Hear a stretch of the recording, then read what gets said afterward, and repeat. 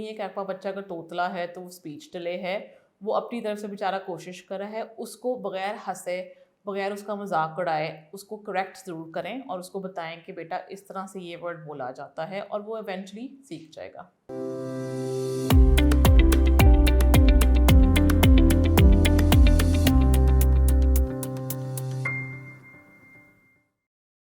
Assalamualaikum ji, I'm Dr. Nida Badar, consultant pediatrician and neonatologist, consultant at National Hospital DHA Lahore and also Tots and Teeth Clinic Model Town Lahore। आज का जो हमारा topic है वो बहुत ही अच्छा topic है, जिसके लिए बहुत से माँ बाप मेरे पास आते हैं वेरी कंसर्न्ड कि उनको लगता है कि उनका बच्चा आम बच्चों से ज़रा स्लो है स्पीच के मामले में। जैसे जैसे आजकल चीज़ें चेंज होती जाती है, बच्चों की स्पीच में इश्यूज ज़रूर आ रहे हैं और उसके लिए माँ बाप बहुत परेशान होते हैं। हाउएवर मुझे लगता है कि माँ बाप को normal speech versus delayed speech के बारे में बताना चाहिए और वो मेरा फ़र्ज़ है। तो आज का टॉपिक है normal speech versus delayed speech. Please and तक वीडियो को ज़रूर सुनें और अगर आपको पसंद आए तो लाइक एंड सब्सक्राइब करें हेल्थ वायर के चैनल पे। So first I'll tell you, normal speech is a normal process and a part of development of your normal healthy child.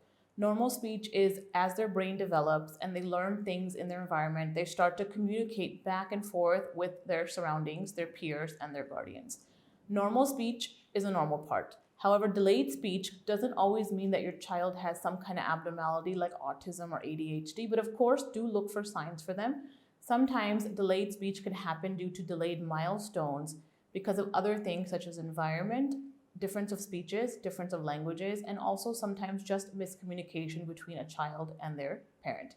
So today's topic, we're going to continue about normal speech versus delayed speech and how to spot your child early on. ठीक है, speech delay और normal speech में क्या फ़र्क है? देखिए, normal speech जो होती है वो एक नेचुरल पार्ट होता है। जैसे जैसे बड़े बच्चे की ब्रेन डेवलप होती है and almost 60% brain development after 1 year होती है, और वो साथ साथ सराउंडिंग्स में चीज़ें देखते हैं, आपको देखते हैं, नाना नानी दादा दादी को देखते हैं, वो सीखते हैं। That is part of normal speech, normal milestones. Delayed speech जब होता है जब बच्चा अपने एज फेलोज के करीब या अपने इर्द गिर्द के बच्चों से थोड़ा सा स्लो होता है या उस तरह रिस्पॉन्ड नहीं करता जो उसकी एज में नॉर्मल होता है, तो उसको हम डिलेड स्पीच कहते हैं। डिलेड स्पीच का सबसे बड़ा सिम्टम क्या होता है? देखिए, if your child is struggling to make words, मतलब वो मुंह खोलते हैं लेकिन अंदर से कुछ निकलता नहीं है, ऑफ कोर्स वो सबसे बड़ा सिम्टम है। उसमें हो सकता है कि आपके बच्चे का टंग टाई हो, मतलब जो टंग है वो नीचे रूफ के साथ या ऊपर वाले रूफ के साथ टाइड हो, तो उनसे ज़ुबान कर्व नहीं होती तो लफ्ज़ बोले जाते हैं। हो सकता है कि आपका बच्चा म्यूट हो, आवाज़ ही ना निकल सकती। और थर्ड ये भी हो सकता है कि उनको वर्ड्स बनानी ना आती हो। कुछ वर्ड्स जैसे बाबा, दादा ये बोलना ईजी होता है बच्चे के लिए, और मामा या नाना बोलना मुश्किल होता है।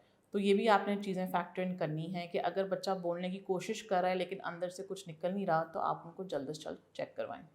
बच्चों के देर से बोलने की वजह से क्या वजूहात हो सकती हैं? देखिए, काफ़ी फैक्टर्स होते हैं। ऑफ कोर्स थोड़ा सा जैसे पहले मैंने बताया था कि डिलेड माइलस्टोन्स हो सकते हैं। हो सकता है आपका बच्चा प्री मैच्योर हो, तो वो 1 या 2 महीने बाकी नॉर्मल बच्चों से एज वाइज पीछे हो। सेकंड, हो सकता है कि आपका बच्चा अगर मल्टीपल लैंग्वेजेस बोलता है, घर में कोई उर्दू बोल रहा है, आप इंग्लिश बोल रहे हैं, कोई और पंजाबी बोल रहा है, तो बच्चा डिफरेंट लैंग्वेजेस में कंफ्यूज होता है। थर्ड, अगर आपका बच्चा excessively for example social media के अलावा जैसे यूट्यूब वगैरह देखता है और उसमें अगर कोई चीज़ है जैसे ये बेबी शार्क वगैरह है या कोई भी टेलीविज़न शो है जिसमें वो बच्चा बोलता नहीं है, तो ऑफ कोर्स वो वाली लैंग्वेज पिकअप कर सकता है। थर्ड, ये भी होता है कि इर्द गिर्द आपके घर में कोई बच्चे भी नहीं हैं, तो वो बच्चा उनको भी देख के थोड़ा सा डिलेड बैक या स्लो हो सकता है। बच्चों में नॉर्मल स्पीच के माइलस्टोन्स क्या होते हैं? नॉर्मली देखिए, बच्चा जो है थोड़ा सा बोलना शुरू करता है आफ्टर 1 ईयर, जिसमें वो वर्ड्स बोलता है। जिसमें मैंने कहा था एम बोलना मुश्किल होता है, एन बोलना मुश्किल, तो वो दादा, बाबा इस तरह के वर्ड्स पहले बोलेंगे।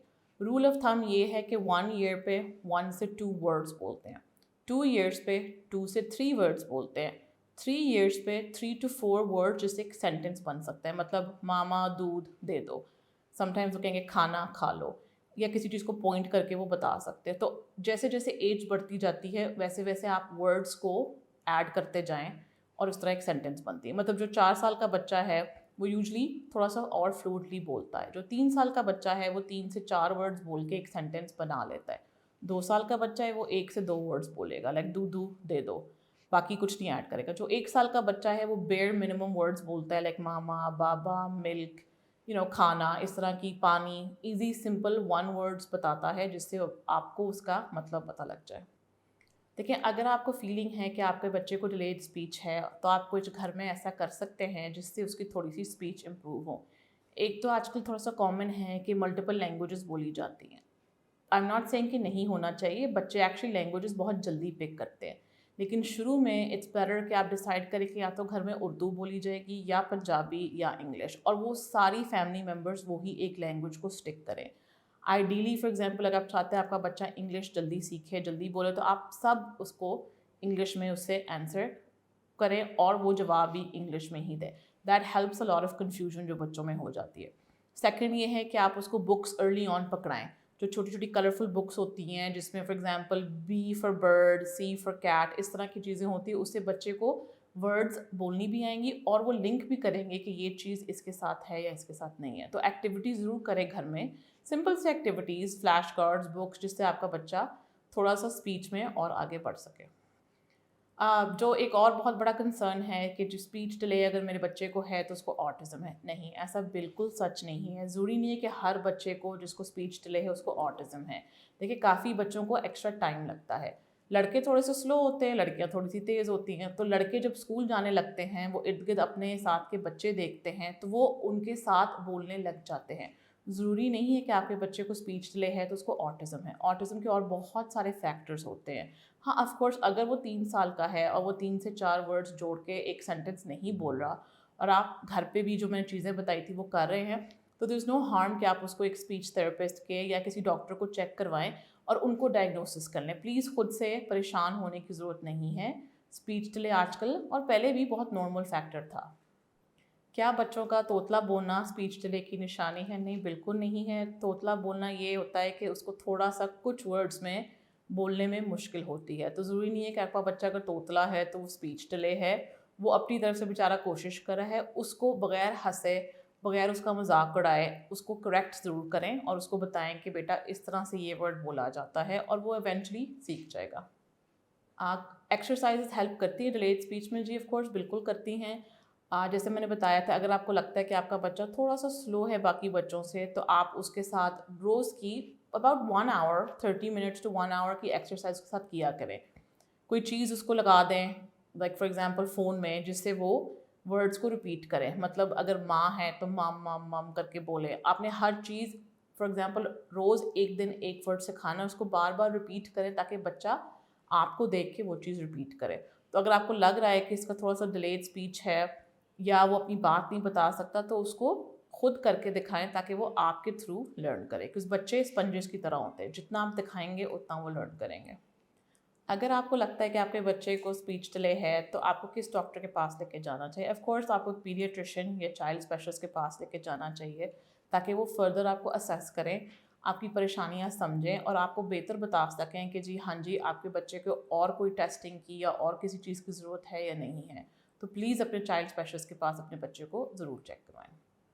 If you are looking for a safe space to discuss your child's development or talk about any delayed speech concern you have, please feel free to come see me, Dr. Nida Badr, at the number given below, or you can click on the link below or visit HealthWire.